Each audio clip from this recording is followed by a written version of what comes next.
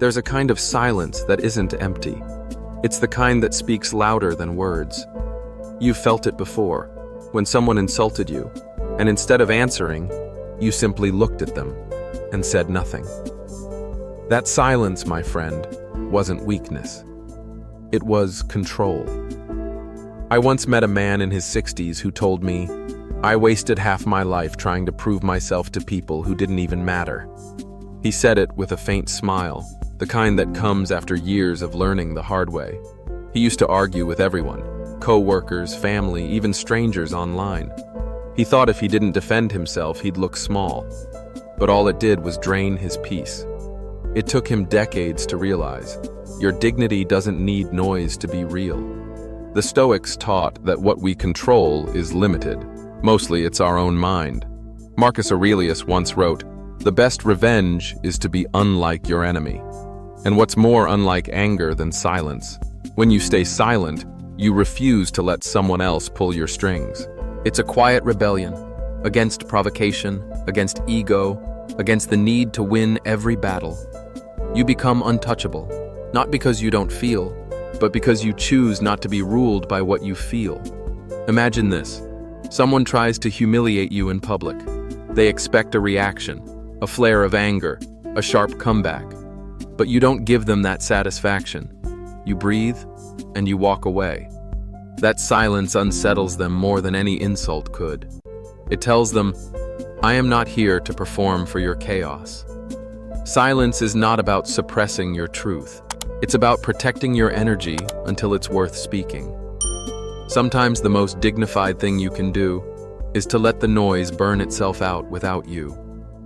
So the next time someone tries to provoke you, ask yourself, do I need to prove anything here? Or do I already know who I am? That question alone can save you from saying words you'll regret or carrying bitterness that doesn't belong to you.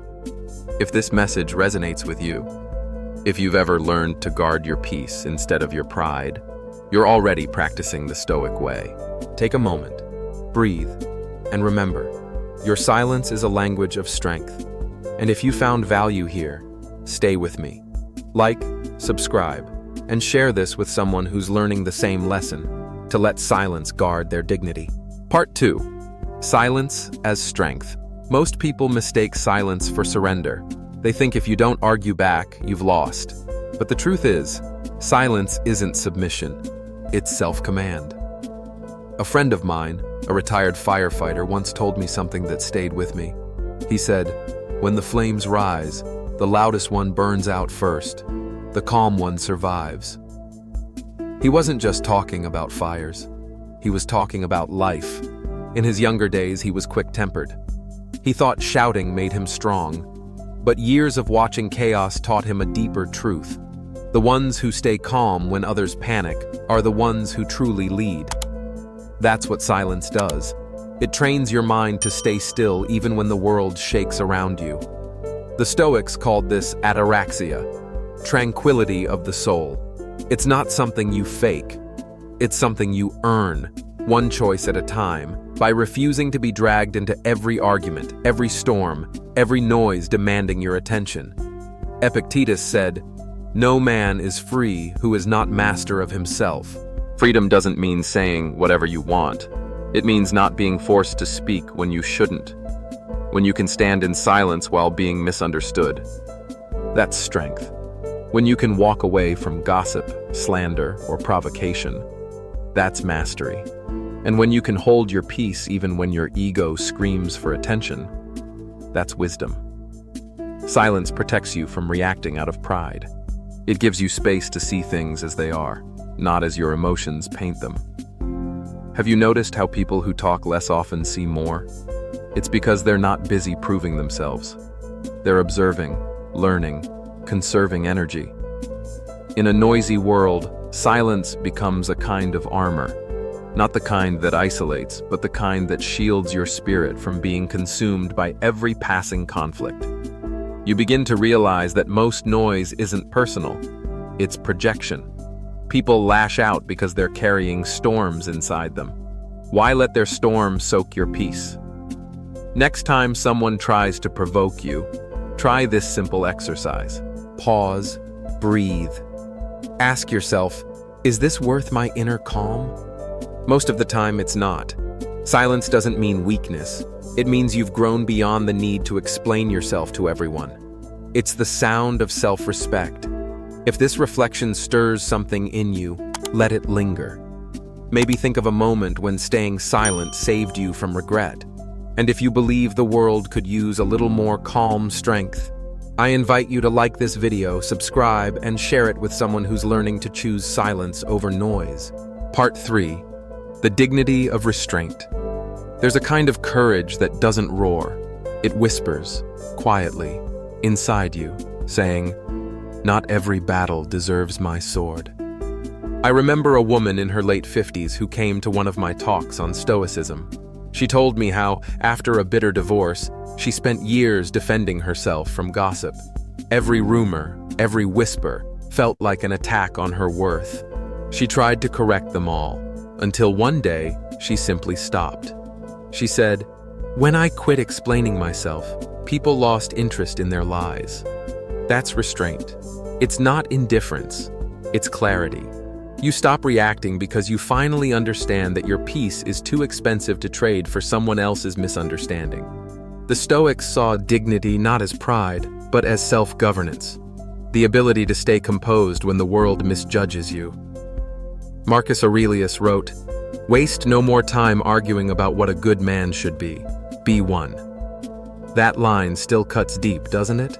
Because it tells us that our best defense is not in our words, but in the quiet consistency of our actions.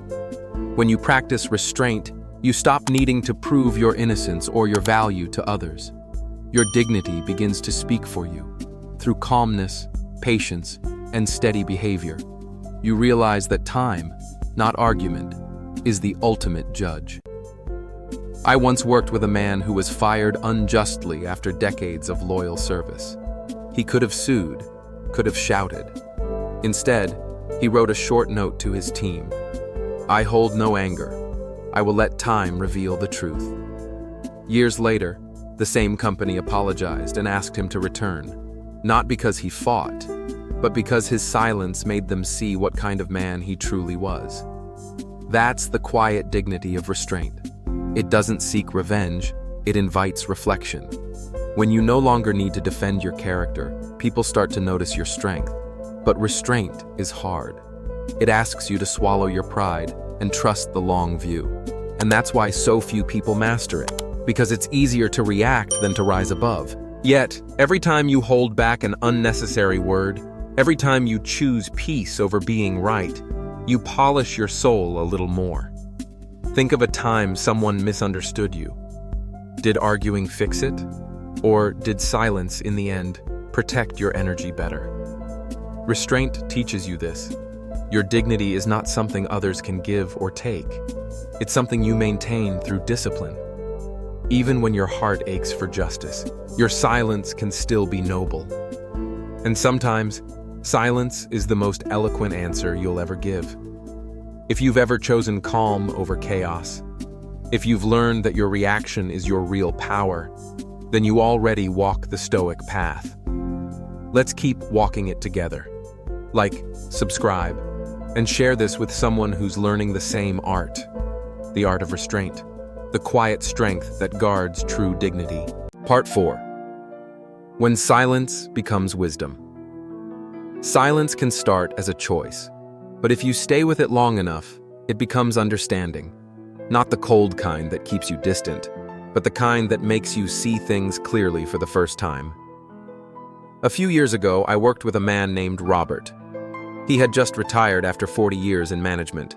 He told me, "When I stopped talking so much, I finally heard what people were really saying." For decades, he thought leadership meant giving answers. But in his last years, he learned that true leadership was listening, not just with your ears, but with your presence. That's when silence turns into wisdom. It stops being an absence of words and becomes a way of seeing.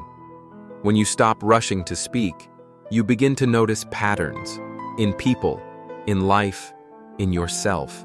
You start realizing how much noise we create just to fill the space we fear. Seneca once said, "It is quality rather than quantity that matters." He wasn't talking about possessions. He was talking about words. Every unnecessary word scatters your focus. Every moment of quiet brings you closer to truth. When you learn to sit with silence, no music, no screen, no distraction, you begin to meet the person behind the noise, yourself. And that can be uncomfortable at first, because silence strips away your excuses. It shows you your restlessness, your impatience, your ego. But if you stay long enough, it also shows you peace. Silence becomes a teacher when you stop fighting it. It tells you when to speak, when to act, and when to simply let life unfold. It teaches patience, not as waiting, but as trusting that time reveals what noise can't. I once had a student who practiced silent mornings. No phone, no talking, just an hour with his thoughts and coffee. After a few months, he told me something beautiful. I stopped reacting. I started responding. That's what silence does. It doesn't make you passive, it makes you precise. And that precision, knowing when to speak and when not to, is the mark of a wise person. You see, most of the pain we cause ourselves comes from saying too much or too soon. But wisdom grows in the pause, that brief moment between feeling and reaction, between impulse and choice. That's where silence lives. When you master that pause, you stop being ruled by emotion and start being guided by reason. You become less dramatic, less fragile, less eager to prove. You start to embody the calm you once chased. So tonight, maybe try a little silence. Sit with your thoughts, even the restless ones. Ask yourself, what is this moment trying to teach me if I don't rush to fill it? You might be surprised by what answers come when you stop asking out loud. If this message touched something in you, if you've ever found peace in stillness, stay on this journey. Like, subscribe, and share this with someone who's learning to turn silence into wisdom. Part 5. Silence and the ego. The hardest silence to keep is the one that protects you from your own ego. See, silence toward others can be learned through discipline, patience, time. But silence toward your ego, that's a lifetime of work, because ego doesn't shout from the outside. It whispers from within. It tells you, you can't let them get away with that. It says, you need to be right. And sometimes, it even disguises itself as virtue, pretending you're just defending the truth, when really you're just defending your pride. I remember a man named Carl, a retired lawyer I met years ago. Brilliant mind, razor-sharp tongue. He told me, I used to win every argument but lose my peace every time. That line hit me like a hammer. He spent most of his life fighting to be heard, in court, at home, in every conversation. But as the years passed, he realized that proving himself had cost him something sacred, his calm. He said, silence felt like losing, until I realized it was actually freedom. That's what ego does. It convinces you that silence is defeat. But the truth is, silence is often the only way to rise above the game the ego wants you to play. When you stay quiet, you refuse to feed it. You starve it of the drama it needs to survive. Marcus Aurelius once wrote, "You have power over your mind, not outside events. Realize this, and you will find strength." But the ego hates that truth. It wants to control everything, the outcome, the perception, the applause. And yet, every time you surrender to silence, you're reminding yourself, I don't need control to have peace. You start noticing that most arguments are not about truth, they're about dominance. Most people don't want understanding, they want to win. And when you see that clearly, you stop taking the bait. I once watched a friend being insulted in a meeting. He sat there, calm, unflinching. Later, I asked him why he didn't respond. He smiled and said, "Because I don't fight battles that exist only in someone else's insecurity." That's Stoic strength. Not the strength to fight, but the strength to refrain. Because the ego's language is noise. When you choose silence, You're no longer speaking its tongue. But don't misunderstand. Silence doesn't mean you have no boundaries. It means you've learned which battles deserve your energy. Sometimes, silence is the most eloquent way to say, I know my worth. I don't need to prove it. The older I get, the more I see that life isn't about being right. It's about being at peace. And peace begins where ego ends. When you let go of the need to always explain, defend, or outshine, something beautiful happens. You begin to hear life itself, the quiet rhythm behind the noise. You notice the breeze, the heartbeat, the spaces between conversations. You start to live, not perform. That's the shift Stoicism invites. From reaction to reflection, from pride to presence, from noise to meaning. The ego wants applause. Wisdom wants alignment. Ego asks, how do I look? Wisdom asks, who am I becoming? When you learn to choose silence over self-importance, you begin to see how much of your suffering was never caused by others. It was caused by your own need to matter in their eyes. Silence breaks that spell. It tells the ego, you are not the master here. So, try this. Next time you feel the urge to defend yourself, pause. Notice the voice inside that demands recognition. Then breathe, and let the silence do what your words never could. Because silence, when rooted in confidence, doesn't need to explain itself. It simply is. And that's the quiet power of a soul at peace. Unbothered, self-contained, free. If this reflection stirred something in you, hold on to it. If you've ever felt exhausted by the need to prove yourself, maybe it's time to let silence prove it for you. Stay on this path. Subscribe, like, and share this message with someone who's learning to quiet the loudest voice of all, the ego within. There's a moment in every life when words stop helping, when explanations fall short, and noise just adds confusion. That's when silence steps in, not as emptiness, but as presence. You see, silence is not the absence of sound. It's the presence of understanding. It's that quiet space where you stop trying to change the world around you and start tending to the world within. A man once told me, after losing his wife of 40 years, that silence used to terrify him. The house felt hollow, the air too still. But over time, he said something shifted. He began to feel her in the silence, not as words or memories, but as peace. He said, the silence stopped being lonely. It became sacred. That's the noble sound of silence, when you no longer resist it, but receive it. When you let it teach you that life is not measured by what you say, but by what you understand. The Stoics knew this. They practiced stillness not to escape the world, but to meet it more fully. Marcus Aurelius, surrounded by chaos and war, would retreat into silence each morning to remind himself, today, I will meet ungrateful, arrogant, deceitful men, and yet none of them can harm my soul unless I let them. That's not just philosophy. That's armor made of calm. Silence refines you. It burns away the need for attention, for validation, for control. You become quieter, but not smaller, steadier, wiser, harder to shake. People begin to sense something in you. Not noise, presence. You no longer fill every pause with chatter. You let the pause speak.